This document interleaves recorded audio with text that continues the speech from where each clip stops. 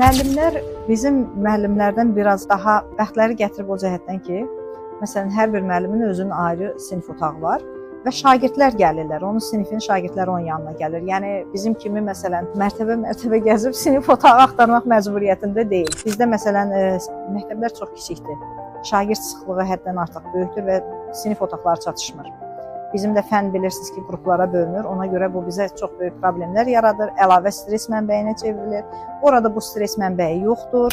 Bizdə məsələn, zəng müddəti 5 dəqiqədir cəmi. Biz sinifdən çıxıb o izdihamlı koridorla müəllimlər otağına çatana qədər kiminləsə bir kəlmə salam, sağ ol kəlməsi keçəndən sonra zəng vurulur, yenidən qayıdırıq geri. Onlarda isə yəni kifayət qədər tənəffüs vaxtı da verilir. Hətta özlərinin lanç otaqları var və lanç üçün də kifayət qədər vaxtları ayrılır. Yəni mən müşahidə etdim ki, stres yoxdur.